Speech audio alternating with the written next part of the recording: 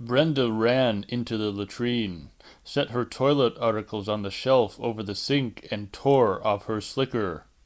The rain showed no signs of letting up. It had tapered off slightly several times during the evening, but otherwise it kept coming down steadily and hard. The paths between the cabins were turning into mud. She thought it might be nice if it rained all through the night and into tomorrow. Then they wouldn't be able to do any more work. She frowned. On the other hand, Steve Christie probably had a whole list of things made up for them to do indoors. Clean the kitchen, scour the floors, repaint the beds. If he ran out of ideas, he could always have them wallpaper the cabins. She wondered about him and Alice. There was something going on between the two of them, but there was also a visible tension.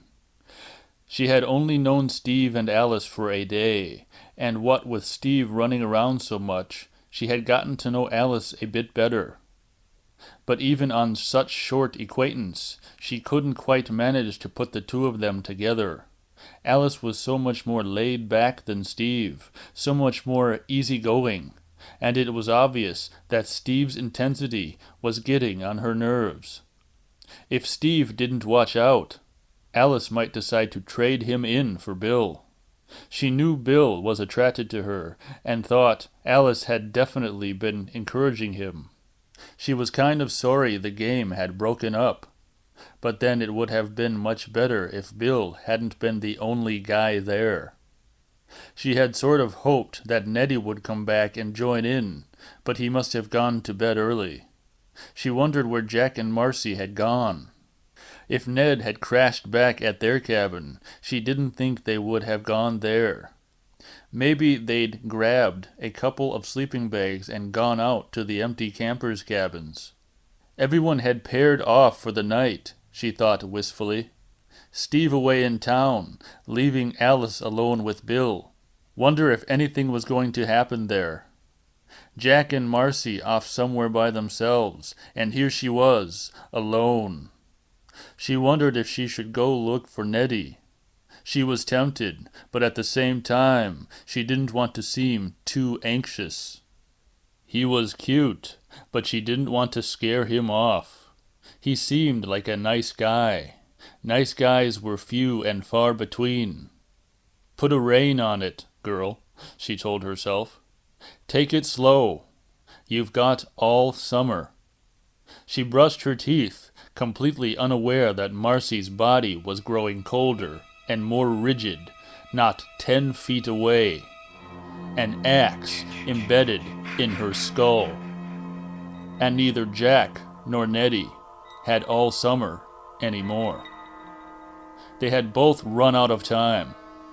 As she finished washing up, she didn't have a clue that half the counselors in the camp had died that night. She rinsed her mouth, threw her toothbrush and toothpaste tube back into her case, pulled on her slicker, and went out the door just as one of the shower curtains behind her was slowly pushed aside. She walked quickly back to her cabin, lighting the way with her flashlight, her gaze so intent on the muddy path that she didn't see the latrine door open again. The sound of the rain and wind and her own footsteps squishing in the mud drowned out the sounds of her pursuer. The cabin was empty. She smiled. Marcy was obviously out for the night. She glanced out the window and saw that the light in the main cabin was still on. Don't stay away too long, Steve, she thought. She struck a match and lit the candle on the nightstand, then turned off the cabin light. At least the generator was still working. She shed her clothes and put on her flannel nightgown. She picked up the candle and set it down carefully on the window ledge above the bed, then snuggled down between the covers with a book. A quiet, rainy night in a cabin in the woods, she thought. A perfect setting for a horror story. She picked up a paperback she had brought. The book was about vampires on a Mississippi riverboat. Just the thing for a night like this. She thought it would make a terrific film and wondered if Nettie was into horror movies. Outside, over the sound of the wind and rain, a small voice cried out, "Help me!" For a second, Brenda wasn't sure she'd heard it. She put down the book and listened. There it was again. "Help me!" It sounded like a child. She got out of bed and glanced out the window. It was impossible to see a thing. What the hell was a little kid doing out there in the rain? She picked up her flashlight and went over to the door, opening it and peering out into the darkness, shining the beam all around the area outside the cabin. "Hello?" she called out. "Hello? Is anybody there?"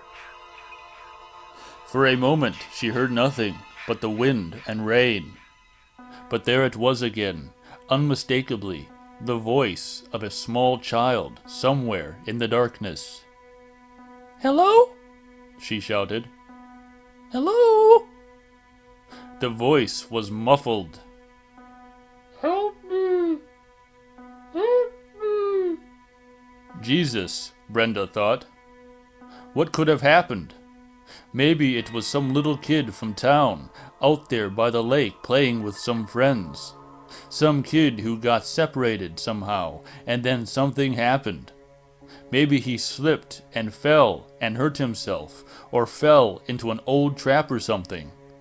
She shivered at the picture of a kid with his foot caught in one of those steel-jawed traps. God, he could bleed to death. Where was he?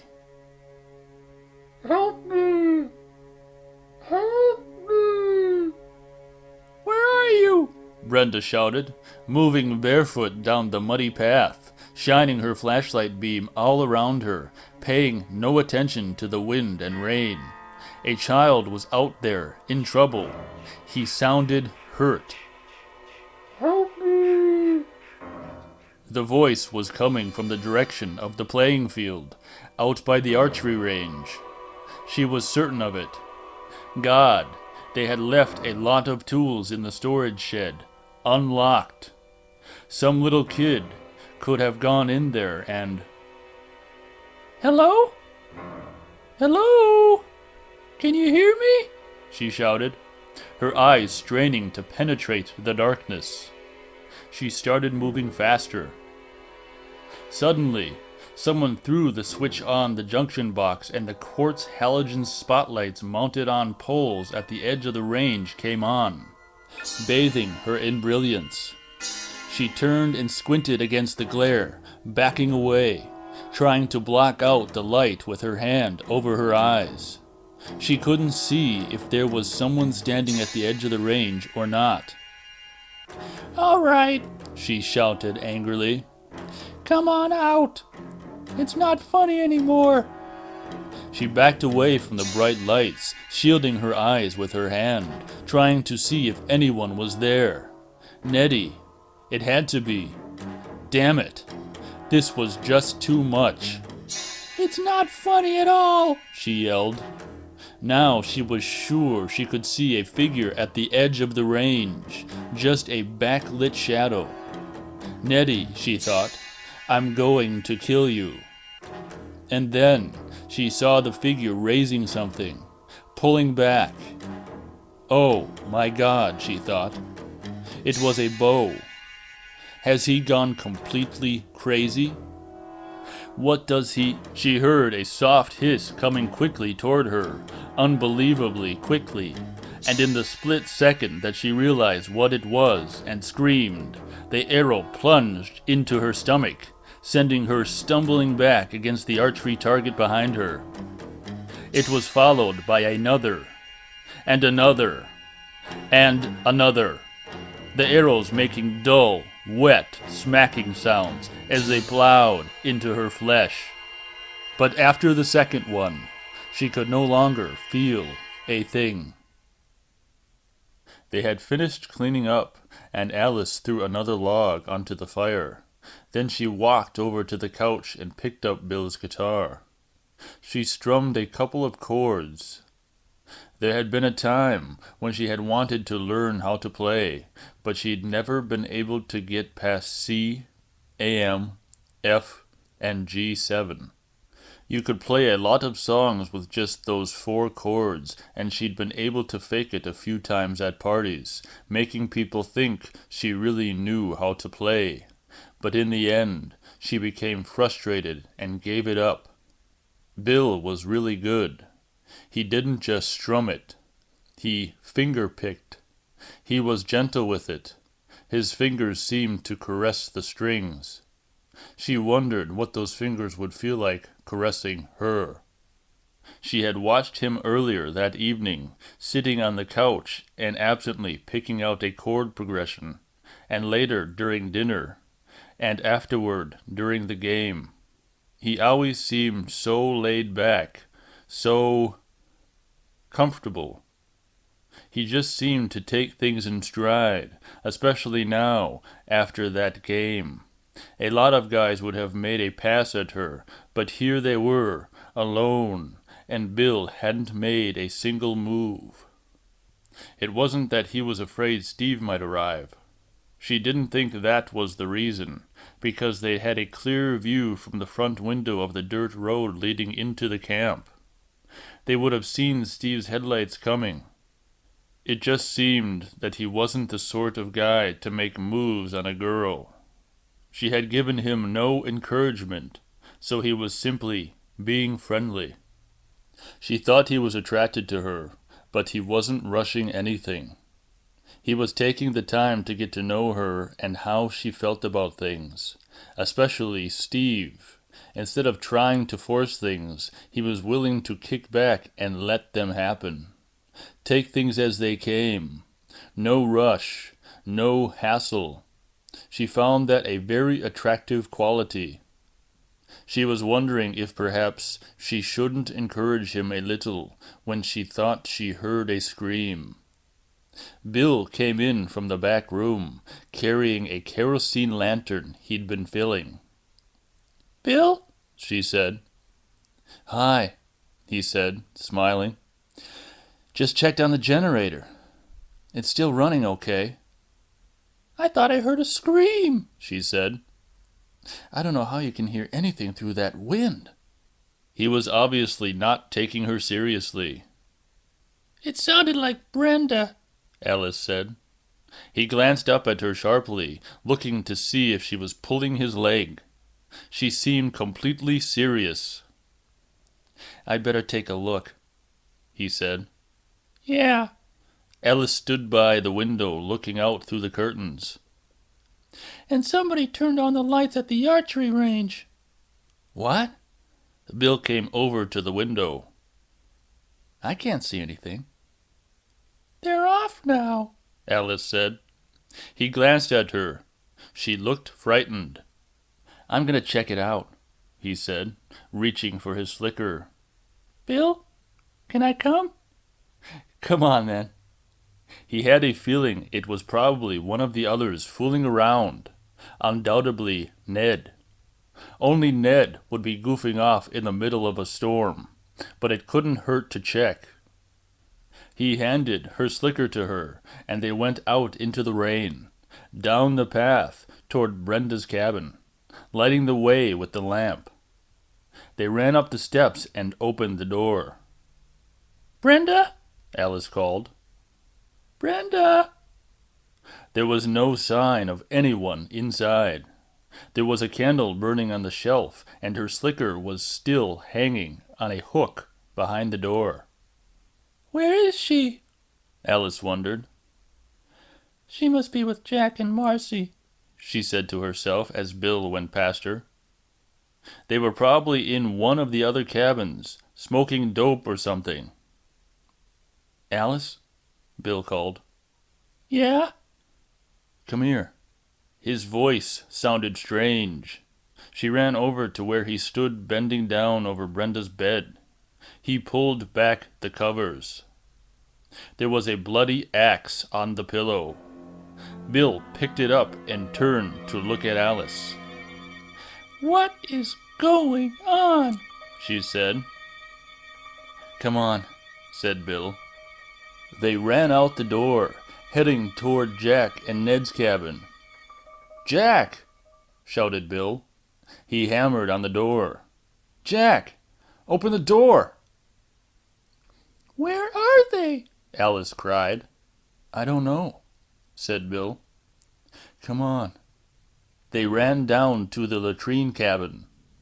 Alice turned on the light as they came through the door. "Brenda? Marcy?" "Jack?" said Bill. There was no response. The bathroom seemed empty. "Nettie?" Alice said. Bill bent down and picked up Marcy's flashlight. "You know," Alice said uneasily, "I think we should call someone." "If this is a joke, I'm going to brain him," Bill said. "I'm serious," Alice said. "I really think we should call someone." They ran to the office. It seemed as if they were the only ones left in the camp. "Sucker's locked," said Bill, pulling on the door and rattling it, kicking at it in frustration. "Where's the key?" "I don't know. Wait a minute. Watch out." With her elbow protected by the rubberized sleeve of the slicker, she smashed one of the glass panes in the door, then reached in and opened the lock from the inside. "Careful," said Bill, as she pulled her hand out through the broken glass. She opened the door and went inside. "Get the light," said Bill. She flicked on the light while he ran for the phone and picked it up. A second later, he slammed the receiver back down. "What's wrong?" she said. "It's dead. Try the payphone." "Do you have a dime or a quarter?" Alice asked. "No. Check the desk." She rummaged around until she found a small metal strongbox containing petty cash and one of the lower drawers. She sighed with relief when she saw it wasn't locked. She took some change and ran back to the phone. She dropped the coins in. "Hello? Hello? Oh, this damn thing's dead too." "Relax," said Bill. Alice was starting to get all worked up, and there was no reason for it. Yet. There had to be an explanation. The phones were dead because the line was down somewhere. It was the storm. That was the only possible explanation. But it wasn't. One explanation that did not occur to him was that the line might have been cut. In this case, chopped with a machete. Alice slammed the phone back on the cradle and ran out of the cabin. Bill took off after her. She sprinted down the hill toward Nettie's pickup truck. She made it to the truck, just yards ahead of Bill, threw open the door and leaped inside, only to discover that there were no keys in the ignition. "Alice?" Bill said, opening the door. "Damn it! Damn it! No keys! Nettie's got the keys!" "Alice, you've got to calm down. There has to be a—" "We've got to get out of here!" she screamed, staring at him wildly. Fear was coursing through her. She could feel that something had happened to the others, something she didn't even want to think about. "Hotwire! You said you worked on cars. Can you hotwire a car?" "Of course I can hotwire a car, but—" "Then do it! Do it now, Bill!" Rather than argue with her, he got into the truck, reached underneath the dash, and yanked down the wires leading to the ignition switch. It only took a few seconds to find the hot lead. He touched the wires together, and the starter motor turned over, but the engine wouldn't catch. "Again! Do it again!" said Alice. He tried several more times with the same result. then got out and went to the front of the truck and raised the hood. "What's the matter with it?"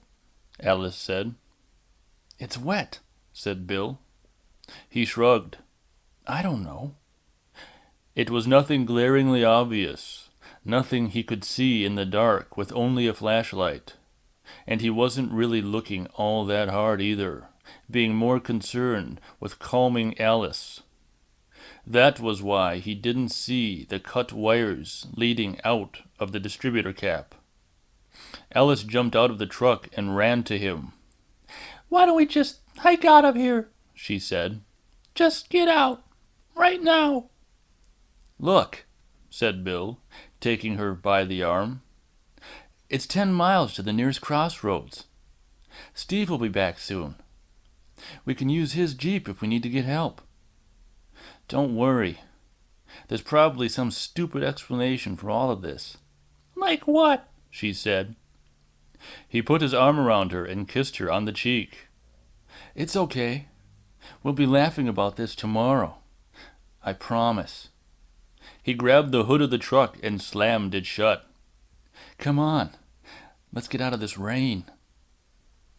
Getting out of the rain was just what Steve Christie was thinking about as he sat in the driver's seat of his Jeep about 5 miles from the camp, stuck in the mud. The deer had bolted across the road in front of him, and he had only seen it at the last moment. He had swerved, but the added weight of the load he was towing sent the Jeep slewing around, and the trailer jackknifed, nearly flipping over. He barely managed to bring the whole sliding rig under control, but not before he had skidded off to the side of the road and onto the soft shoulder, which the rain had turned into quicksand. The trailer was stuck fast in a muddy ditch, and even the 4-wheel drive wasn't enough to get it out. Perfect, he thought, leaning his head against the steering wheel. For a while, it had looked as if things were beginning to go well, and now everything was suddenly going wrong. The rain was probably going to ruin all the painting they had done outside. There was a slight chance that the paint might have dried in time, but Steve wasn't counting on it. On top of that, the cook he'd hired had never shown up. He had run into Dorf in town, and Crystal Lake's answer to Don Knotts was already complaining that the kids he'd hired were a bunch of smart-ass wise guys. Apparently, he'd taken a ride out there earlier, and they had neglected to salute him. And Alice was ready to give up and go back to California. And now this. Maybe there really was a curse on the damn place. Flashing red lights came on behind him, and he glanced into the rearview mirror and sighed with relief as he saw the police car pull off the side of the road. He pulled up the hood of his slicker and got out of the Jeep. The spotlight shone on him, and he squinted against its glare. "Hi, Steve." It was Sergeant Tierney. "Hi," said Steve, relieved that it wasn't Dorf. "I thought that thing would go through anything," said Tierney. "Not dragging a trailer," Steve replied wryly. "Can you give me a lift?" "Sure." Tierney opened up the passenger door for him. "I'll have one of my counselors bring me back in the morning," Steve said, getting in. "No problem." Tierney turned off the flashers and pulled back onto the road. "Hell of a night, isn't it?" "It's a nasty one," Steve agreed. "It's not bad enough it's Friday the 13th, said Tierney, grimacing. "We've got a full moon, too," he snorted. "We keep statistics. You know, we have more accidents, more rapes, more robberies, more homicides, more of everything when there's a full moon. It upsets people, makes them nuts." Steve grinned. "You've made a science out of coincidence." Tierney shrugged. "Can't argue with the numbers," he said. "Hear old Ralph was out your way today. His wife was a nervous wreck till we got him home." "Oh, boy. That's all I need," said Steve. "Crazy Ralph running around." Well, at least the rain's stopping. Piss her while it lasted. The radio crackled and the dispatcher's voice came on. Sergeant Tierney, come in. Sergeant Tierney, car 9er. Tierney grabbed the mic. This is Tierney, Rescue squad with jaws of life, the dispatcher said. near mile marker 17. Possible fatals. 3, maybe 4 trapped. Head on. Roger, Tierney said. Acknowledge receipt. Estimate arrival 15 minutes. He hung the mic back on its hook. See what I mean? He said. He pulled over at the turnoff leading to the camp. I'll have to let you off here, Steve. Sure, thanks. Good luck. He got out of the car and Tierney swung around, hitting the lights and the siren. Steve gave him a wave, then started down the road. As he approached the new sign by the entrance, he saw a Jeep parked at the side of the road. Someone was standing beside it, aiming a flashlight at him. He squinted against its glare and shaded his eyes. Hello? Who is that? He approached the figure, trying to make out who it was. Oh, hi, he said, smiling with recognition. The knife blade flashed briefly in the light and then plunged deep into his stomach. He felt it as a blow, as if he had been punched hard in the stomach, and the wind whistled out of him. His first reaction was utter disbelief, and then he felt the first sharp, piercing pain as the knife was withdrawn, and then plunged in again. His hands flew up in a futile gesture to protect himself, but his knees were already buckling. The knife flashed down again, and again, slashing repeatedly, and as he fell, unable to scream, the full realization of what was happening to him sunk in. In the brief moment before he collapsed, he suddenly knew what had happened to those 2 young counselors back in 1958. He knew who had set the fires. He knew who had poisoned the water. He also knew the reason why. But the knowledge came too late. Far too late. And as he fell, dying, he remembered what Tierney had said about Friday the 13th and the full moon. His last agonized thought was that there was nothing he could do to save those poor kids at the camp. Nothing at all.